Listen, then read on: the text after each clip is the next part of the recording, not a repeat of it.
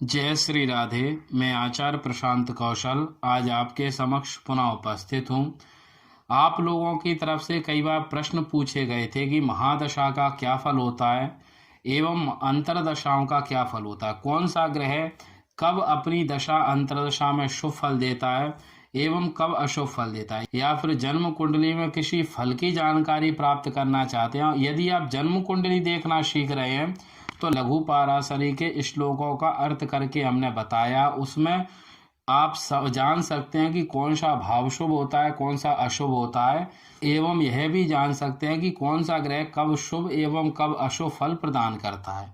तो यहाँ पर हम महादशाओं के बारे में अभी बता रहे हैं कि सूर्य आदि ग्रहों की महादशाएं होती हैं और वो किस स्थान के स्वामी होने पर शुभ फल एवं अशुभ फल की प्राप्ति कराते हैं। इसके बाद में हम आपको अंतरदशाओं के बारे में आगे बताएंगे। आज हम सबसे पहले सूर्य की महादशा को समझेंगे कि सूर्य कब कहाँ पर स्थित होकर किस फल की प्राप्ति कराते हैं एवं अशुभ फल की प्राप्ति जातक को कब कराते हैं। यह जो फल बता रहा हूँ यह बृहत पाराशर होरा शास्त्र के माध्यम से हम इस फल को समझेंगे। मूल त्रिकोणे स्वक्षेत्रे स्वेच्छे व परमोच्चगे केंद्र त्रिकोण लाभस्ते भाग्य कर्माधिपैर्युते सूर्य बल समायुक्ते निज वर्ग बलैर्युते तस्मिन् दाये महत् सौख्यम धन लाभादिकम शुभम। अब इसके हम फल को समझते हैं। जन्म कुंडली में यदि सूर्य मूल त्रिकोण राशि में स्थित है, या फिर अपनी राशि सिंह राशि में स्थित है, या फिर अपनी उच्च राशि मेष राशि में स्थित है, या फिर केंद्र स्थान में स्थित है, या फिर त्रिकोण स्थान में स्थित है, या फिर लाभ स्थान यानी एकादश स्थान में स्थित है, या फिर भाग्य स्थान यानी नवम भाव में स्थित है, या फिर कर्म स्थान यानी दशम भाव में स्थित है, तो अवश्य ही जातक को धन का लाभ कराते हैं, सुख आदि देते हैं एवं राज सम्मान आदि की प्राप्ति अवश्य सूर्य कराते हैं। या फिर इनके स्वामियों के साथ स्थित हों, जैसे केंद्र के स्वामी के साथ स्थित हों, या फिर त्रिकोण के स्वामी के साथ स्थित हों, या फिर एकादश भाव के स्वामी के साथ स्थित हो, तो अवश्य ही धन लाभ, राज्य सुख एवं सुख आदि की प्राप्ति कराते हैं। यदि इनकी महादशा चल रही है सूर्य की, और यदि सूर्य जन्म कुंडली में पंचम भाव के स्वामी के साथ स्थित हो या फिर नवम भाव के स्वामी के साथ स्थित हो, तो अवश्य ही जातक को संतान एवं पुत्र का सुख देते हैं। और यदि आयु की वृद्धि हो गई है तो उस समय पे पौत्र का सुख देते हैं। इसी प्रकार धन भाव यानी द्वितीय भाव के स्वामी के साथ स्थित हो यदि जन्म कुंडली में सूर्य, तो अवश्य ही जातक को परिवार में संपन्नता, परिवार में सुखी, परिवार में शांति देते हैं एवं धन आदि का भी लाभ कराते हैं यदि सूर्य शुभ स्थान के स्वामी हैं तो। एवं इसके बाद में क्योंकि द्वितीय भाव मारक स्थान भी, और यदि ये भी अशुभ स्थान के स्वामी हुए तो जरूर अवश्य अशुभ फल की प्राप्ति जातक को करा सकते हैं। यदि शुभ स्थान के स्वामी हैं, शुभ स्थान में स्थित हैं और धन भाव के स्वामी के साथ स्थित हैं, तो अवश्य ही धन आदि का लाभ जातक को कराएंगे। इसी प्रकार यदि चतुर्थ भाव के स्वामी के साथ स्थित है, अवश्य ही जातक को वाहन आदि का, जमीन आदि का भी सुख सूर्य उस भाव के स्वामी के साथ स्थित होकर उसके द्वारा फल को भी जातक को प्रदान कराएंगे। इसके बाद में एकादश भाव के स्वामी के साथ स्थित हो तो अवश्य ही उस समय पर जातक की आय की वृद्धि कराएंगे।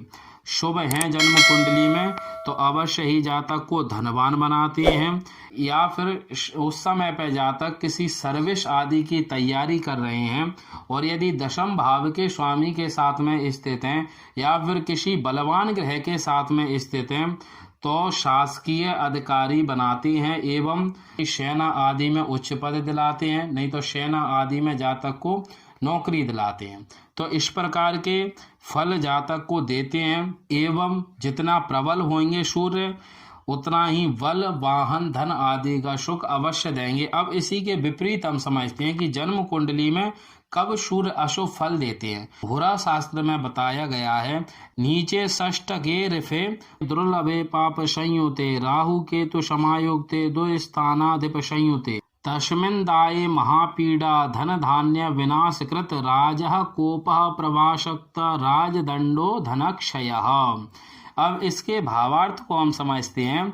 यदि जन्म कुंडली में सूर्य नीच राशि यानी तुला में स्थित है, या फिर जन्म कुंडली में सूर्य षष्टम अष्टम द्वादश स्थान के स्वामी हैं, या फिर षष्टम अष्टम द्वादश स्थान में स्थित हैं और पापी ग्रहों की संगति करें, यानी पापी ग्रह उनके साथ में स्थित हैं, या फिर उनके साथ में राहु एवं केतु स्थित हैं, या फिर षष्टम अष्टम द्वादश भाव में स्थित नहीं है, अन्य जगह स्थित हैं, और वहां पर यदि ये षष्टम भाव अष्टम भाव द्वादश भाव के स्वामियों के साथ स्थित हैं तो अवश्य ही सूर्य अशुभ फल की प्राप्ति कराते हैं। यहाँ पर इन्होंने 4 नियम बताए हैं। सबसे पहला कि सूर्य नीच हो, दूसरा कि सूर्य षष्टम अष्टम द्वादश के स्वामी हो, तीसरा षष्टम अष्टम द्वादश में किसी पापी ग्रह या राहु केतु के साथ स्थित हो, चौथा यदि ये कहीं भी स्थित हैं, यदि वहां पर ये षष्टम अष्टम द्वादश भाव के स्वामियों के साथ स्थित हैं,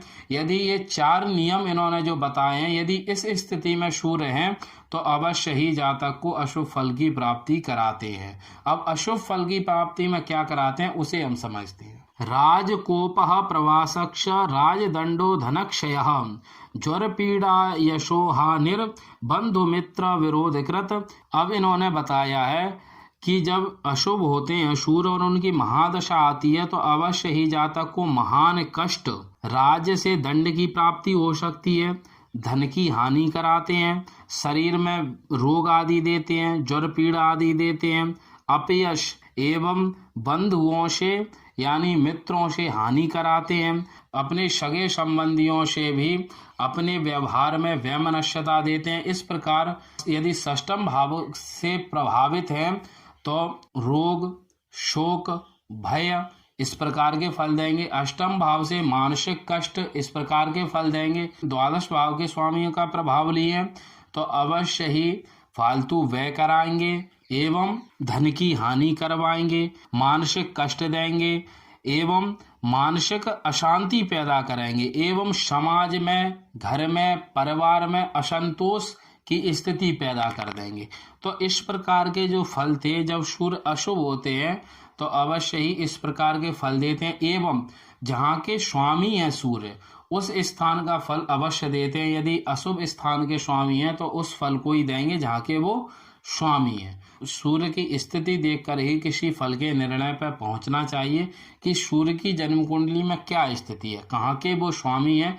तो यहाँ पर बताया गया है कि शुभ स्थान के स्वामी है तो शुभ फल देंगे, अशुभ स्थान के स्वामी है तो अशुभ फल देंगे। और यहाँ पर यह भी बताया गया है शुभ दृष्टि युते सौम्य मध्य तस्मिन् विचित सुखम पापग्रहेण संदृष्टे भवेद पाप फलम बुधा।